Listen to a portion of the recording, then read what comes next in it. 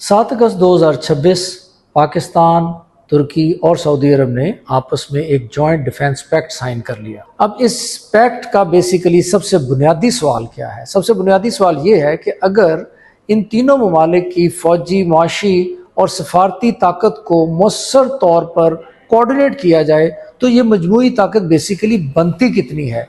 यही वो सवाल है जिसका जवाब अगर ढूंढ लिया जाए तो हमें ये आइडिया हो सकता है कि ये जो अलायंस बना है ये फ्यूचर में क्या रोल प्ले करने जा रहा है eight regional and international levels.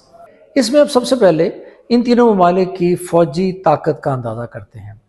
According to the 2026 global fire power estimates, Pakistan के पास जो एक्टिव मिलिट्री पर्सोनल उसकी तादाद तकरीबन 6,60,000 है, जबकि टर्की के पास ये तादाद जो है वो 4,81,000 और सऊदी अरब के पास तकरीबन 2,47,000 एक्टिव मिलिट्री फोर्स है। अगर इन तीनों को इकट्ठा करें तो ये तादाद बनती है तकरीबन 13,88,000।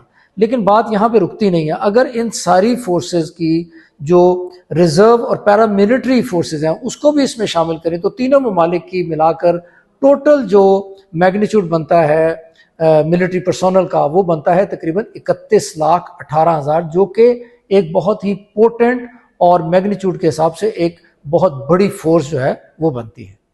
अब आते हैं फ़ज़ाई ताकत पर। यहाँ तस्वीर जो है वो मज़ीद दिलचस्प हो जाती है।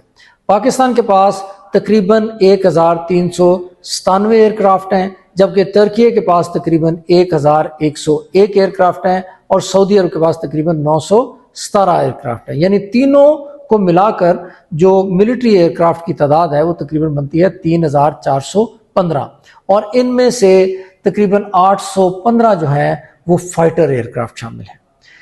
अगर हम इस सारे फ्लीट की नौइयत को देखें तो हमें आइडिया होता है कि पाकिस्तान के पास जो कॉम्बैट एयरक्राफ्ट हैं उसमें J-17 thunder, J-10C, F-16, Miraj 3 और मिराज 5 जैसे जहाज़ जो हैं वो शामिल हैं। और पाकिस्तान की जो फ़ज़ाई ताकत की ख़ास बात यह है कि इसमें अमरीकी, चीनी और मुकामी तौर पर तैयार करदा platforms are operating together with in the same operational ecosystem. Pakistan के J-10C और JF-17 जो हैं are also being operated with modern beyond visual range missile capabilities. दूसरी तरफ अगर हम टर्की को देखें तो टर्की की जो एयर पावर बैकबोन है वो है F-16।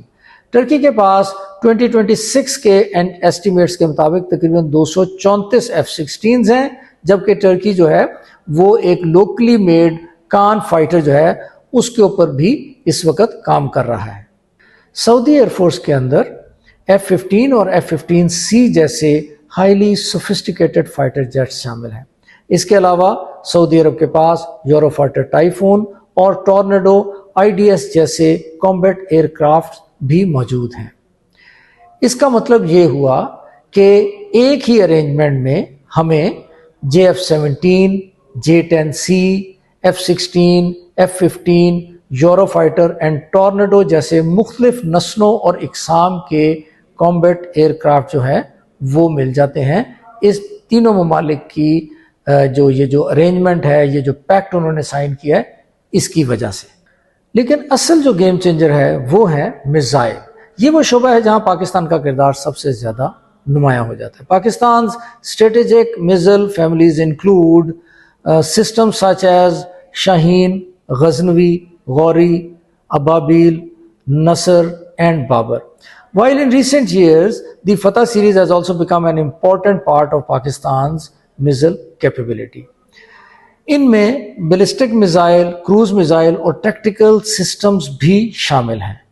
अब अगर हम ज़रा टर्की की तरफ देखें तो तुर्की जो है वो अपनी जो इंडिजिनस मिसाइल इंडस्ट्री है उसको बहुत रैपिडली इंक्रीज़ कर रहा है और टर्की के पास जो मिसाइल्स हैं उनमें typhoon, Bora, ATMACA, Som, Shakur and साइपर जो हैं वो इम्पॉर्टेंट हैं।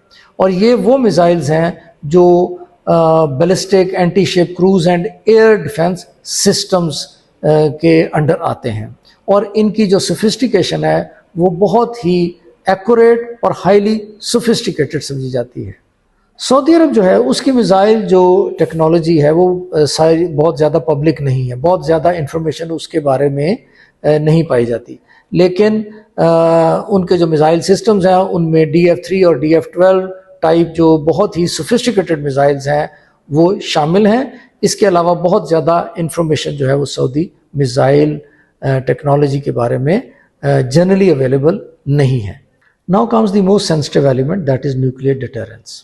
یہاں پر پاکستان کو ایک منفرد مقام حاصل ہے. اس کی وجہ یہ ہے کہ دنیا کے 9 ایٹمی ممالک میں سے پاکستان ایک ہے، اور according to the federation of American scientist 2026 assessment Pakistan کے پاس تقریباً 170 نیوکلیئر وار ہیڈز ہیں.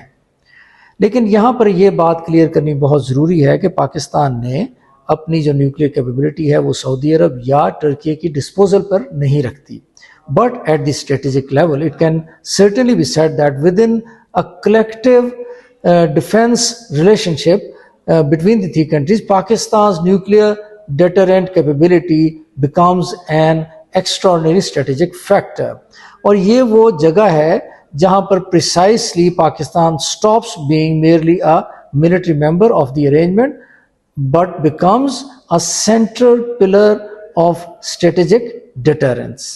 اب آتے ہیں اصل طاقت یعنی اکانومی کی طرف. کیونکہ جدید جنگ صرف فوجیوں اور میزائلوں سے نہیں لڑی جاتی بلکہ جنگ کے پیچھے اکانومی ہوتی ہے، اور یہاں سعودی عرب کا کردار غیر معمولی ہے.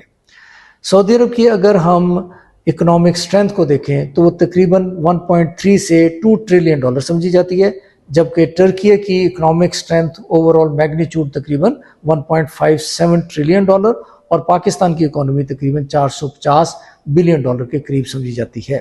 اگر ہم ان تینوں کو ایکومولیٹیولی یعنی اکٹھا کر کے دیکھیں تو ہمیں پتہ چلتا ہے کہ اس پورے الائنس کی ٹوٹل جو اکنامک اسٹرینتھ ہے وہ تقریباً 3.3 to 3.5 ٹریلین ڈالرز بنتی ہے، جو کہ ایک بہت بڑی معاشی طاقت ہے. اور اس میں دنیا کی کسی بھی ریجن، کسی بھی بلاک اور کسی بھی ملک کو لیڈ کرنے کی، انگیج کرنے کی صلاحیت موجود ہے. یہاں پر اگر اسپیسیفکلی ہم سعودی عرب کی بات کریں تو سعودی عرب کا جو اصل ویپن ہے وہ ہے اس کی energy. In the global economy oil is not merely a commodity, it is a strategic leverage. According to the IMF, سعودی عرب جو ہے 2026 میں 10 ملین بیرل پر ڈے کی پروڈکشن تک پہنچ سکتا ہے، جو کہ دنیا کی سب سے بڑی آئل پروڈکشن سمجھی جاتی ہے. اس کا مطلب کیا ہوا؟ اس سارے سینیریو کو اگر ہم ان ٹوٹیلٹی دیکھیں تو پاکستان جو ہے وہ ہمیں پرووائڈ کرتا ہوا نظر آتا ہے with in the alliance man power, military experience, nuclear deterrence, missile capability, جبکہ ٹرکی جو ہے وہ ہمیں NATO connectivity, defence technology, drones, missile industry, naval capability اور انڈیجنس ڈیفنس پروڈکشن پرووائڈ کرتا ہوا نظر آتا ہے اس الائنس کے لیے. جبکہ سعودی عربیہ جو ہے وہ capital, energy, financial leverage, golf, geography and political influence کی مد میں ہمیں اس الائنس کو سپورٹ کرتا ہوا نظر آتا ہے. The strength of these countries does not simply duplicate itself, rather it complements one another, and that is the real strategic value of this arrangement. یہاں پر ہمیں پاکستان کی اہمیت کو سمجھنا بہت ضروری ہے. پاکستان صرف ایک ایسا ملک نہیں ہے جو مین پاور پرووائڈ کر رہا ہے اس الائنس کے لیے، بلکہ پاکستان جو ہے ایک نیوکلیئر آرم اسٹیٹ ہے. پاکستان کے پاس ایک بڑی اسٹینڈنگ آرمی ہے. پاکستان کے پاس تقریباً 8,15,000 کے قریب جو ہیں وہ ملٹری پرسونل ہیں. اس کے علاوہ 331 کے قریب ایئر کرافٹس ہیں، 8 سب میرینز ہیں، اور ایک بہت بڑی میزل فورس جو ہے وہ پاکستان کے پاس موجود ہے. اس کے علاوہ پاکستان کے پاس decades of high intensity military experience ہے. پاکستان کی ڈیفنس انڈسٹری جو ہے اس میں JF-17 جیسے ایئر کرافٹ اور میزائلز، آرمرڈ وہیکلز، آرٹلری اور نیول سسٹمز کی پروڈکشن اینڈ ایکسپورٹ جو ہے وہ مسلسل بڑھتی ہوئی ہمیں نظر آتی ہے. Pakistan defence export promotion organisation itself promotes the country's major defense industrial ecosystem across land, sea and security systems. آخر میں ہم بات کرتے ہیں اس الائنس کی پولیٹیکل پاور کی, where this arrangement becomes even bigger. Now look at the map. Pakistan South Asia میں واقع ہے، جبکہ سعودی عربیہ گلف اور ریڈ سی کے درمیان واقع ہے، اور ترکی at the crossroads of Europe, the Black Sea, the Caucasus and Middle East. Together, the three countries creates a geographical arc extending from South Asia to Gulf, Red Sea and Mediterranean. Turkey is a NATO member. Saudi Arabia is a G20 and important OPEC member, and Pakistan as a nuclear power and major Muslim state also maintains deep strategic relations with China and is a member of Shanghai Cooperation Organization. Therefore, this is not simply a defense arrangement, بلکہ یہ تینوں countries کو اگر ہم اکٹھا کریں it could also become a strategic bridge between different international networks. لیکن اصل طاقت اس الائنس کا اتحاد نہیں ہے بلکہ اس کی کوارڈینیشن میں ہے. یہ ایک بہت اہم حقیقت ہے جس کو سمجھنا ضروری ہے.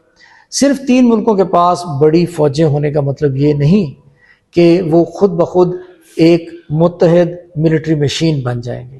اس کے لیے ضروری ہوگا کہ ایک مشترکہ command mechanism, air defence integration, naval coordination, joint exercise, defence industry cooperation, missile warning system, cyber operation, اور اس سے بڑھ کر ایک مشترکہ پولیٹیکل ڈیسیجن میکنگ سسٹم ہونا چاہیے. اور اگر یہ سٹرکچرز ہیں اور اس کو امپلیمنٹ کر دیا جائے گا تو واقعی ہی یہ ارینجمنٹ جو ہے اس کی طاقت محض 3 ممالک کی فوجی طاقت کا مجموعہ نہیں رہے گی، بلکہ یہ ایک بہت بڑا فیکٹر بن جائے گی جس کو ایک کمبائنڈ کیپیبلٹی کے پرسپیکٹو سے دیکھا جائے گا تو ایک leading arrangement around the globe is emerging.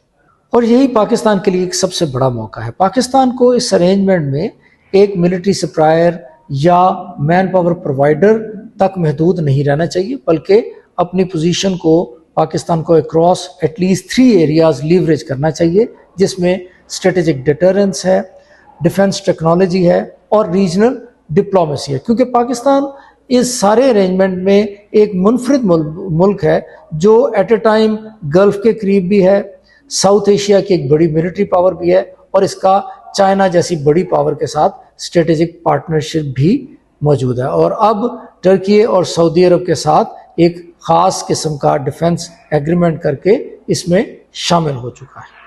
اور اگر ایسا کر لیا جاتا ہے تو پھر یہ جو ارینجمنٹ ہے یہ نہ صرف مڈل ایسٹ اور ساؤتھ ایشیا کی سیاست بدل دے گا، بلکہ گلف، ساؤتھ ایشیا، میڈیٹرینین اور براڈر مسلم ورلڈ جو ہے اس کی اسٹریٹجک بیلنس کے اوپر ایک گہرا اثر بھی ڈال سکتا ہے.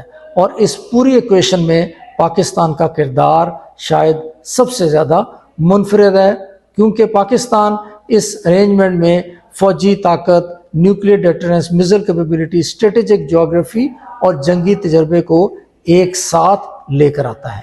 یہی وہ فیکٹر ہے جو پاکستان کو اس نئے اسٹریٹجک ارینجمنٹ کا محض ایک رکن نہیں بلکہ اس کے اہم ترین اسٹریٹجک پلر میں سے ایک بناتا ہے.